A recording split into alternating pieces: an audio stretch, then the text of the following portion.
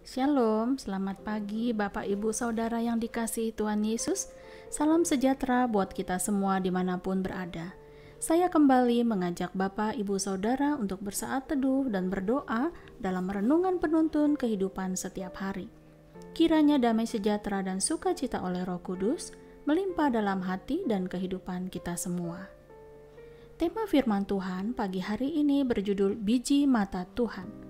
Nas bacaan firman Tuhan terdapat di dalam Ulangan 32 ayat 10. Demikianlah firman Tuhan. Didapatinya dia di suatu negeri, di padang gurun, di tengah-tengah ketandusan dan auman padang belantara. Dikelilinginya dia dan diawasinya, dijaganya sebagai biji matanya. Saudaraku yang dikasihi Tuhan Yesus, di dalam Alkitab, orang percaya banyak memiliki sebutan.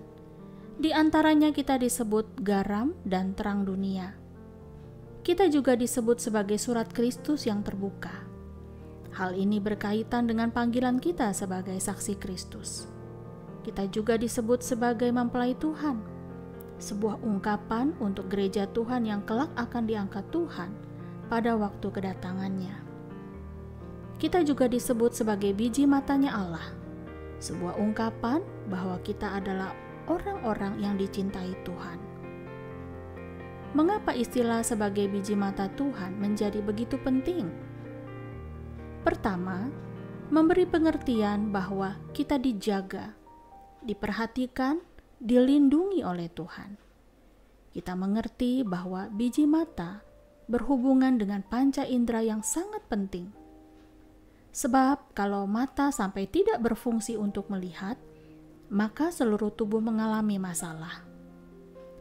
Daud pernah berdoa kepada Allah dalam Mazmur 17 ayat 8. Peliharalah aku seperti biji mata, sembunyikanlah aku dalam naungan sayap-Mu. Daud meminta kepada Tuhan untuk menjaga dan melindunginya, sebab Daud percaya bahwa pertolongannya datang dari Tuhan yang tidak akan membuat kakinya goyah. Penjaganya tidak akan terlelap dan tertidur. Jadi sebagai biji matanya Allah, berarti kita mendapatkan perlindungannya secara terus-menerus.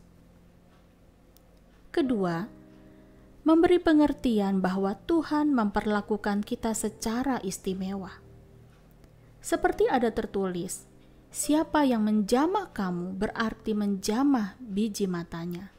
Zakaria 2 ayat 8. Ini merupakan ungkapan bahwa kita ini miliknya Tuhan. Dari mata kita dapat melihat keindahan dan kekaguman. Dan ketika kita merasakan hal itu, dari hati akan timbul kasih dan sayang. Demikianlah kita dapat membayangkan bagaimana Allah memandang kita sebagai ciptaannya yang berharga. Kamu adalah biji mataku. Inilah kasih dan anugerah Allah yang tak terlukiskan. Dan ketiga, memberi pengertian bahwa sebagai biji mata Tuhan kita adalah orang-orang percaya yang dipilih, dipanggil, dan diangkat menjadi orang-orang umat kepunyaan Allah.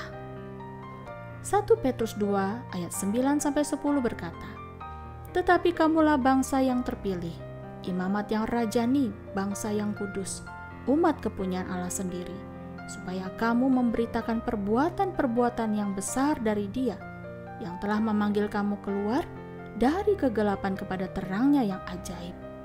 Kamu yang dahulu bukan umat Allah, tetapi yang sekarang telah menjadi umat-Nya, yang dahulu tidak dikasihani, tetapi yang sekarang telah beroleh belas kasihan. Ada identitas baru dari Allah yang dikenakannya kepada kita. Wow, bayangkan saudaraku, mungkin kita bukan orang terpandang, bukan orang yang kaya raya, bukan orang yang tenar, tetapi Tuhan angkat kita menjadi imamat rajani untuk memberitakan perbuatan-perbuatan besar dari Allah. Saudaraku, sekarang kita sudah tahu bahwa kita adalah biji matanya Allah. Untuk itu, kita harus bersyukur bahwa kita adalah milik Tuhan. Hargai setiap kesempatan yang diberikan Allah sebagai kasih karunia-Nya bagi kita. Untuk itu, seperti yang tertulis di dalam 1 Petrus 1 ayat 14-15, hiduplah sebagai anak-anak yang taat, dan jangan turuti hawa nafsu yang menguasai kamu pada waktu kebodohanmu. Tetapi hendaklah kamu menjadi kudus di dalam seluruh hidupmu, sama seperti Dia yang kudus, yang telah memanggil kamu. Mari kita tunjukkan identitas kita sebagai biji matanya Allah, melakukan perbuatan baik yang mempermuliakan nama Tuhan. Amin. Mari kita berdoa. Bapa, terima kasih karena Engkau menyebut kami sebagai biji mata-Mu. Betapa spesialnya kami di mata-Mu, berharga dan istimewa. Ampuni kami Tuhan, kalau seringkali kami tidak menyadari bahwa kami adalah umat pilihan-Mu. Bapa, biarlah pagi ini urapan-Mu turun atas kami, memperbaharui hati kami, agar hidup kami mulai hari ini membawa identitas baru sebagai biji matanya Tuhan, menghargai setiap kesempatan untuk mempermuliakan nama-Mu. Di dalam nama Tuhan Yesus kami berdoa. Amin. Kiranya berkat yang sempurna dari Allah Bapa, kasih karunia dari Tuhan Yesus Kristus, dan persekutuan yang indah dengan Roh Kudus menyertai kita semua dari sekarang ini dan sampai selama-lamanya. Maju terus dalam tuntunan Tuhan, saudara. Tetap semangat. Sampai jumpa esok hari. Tuhan Yesus memberkati.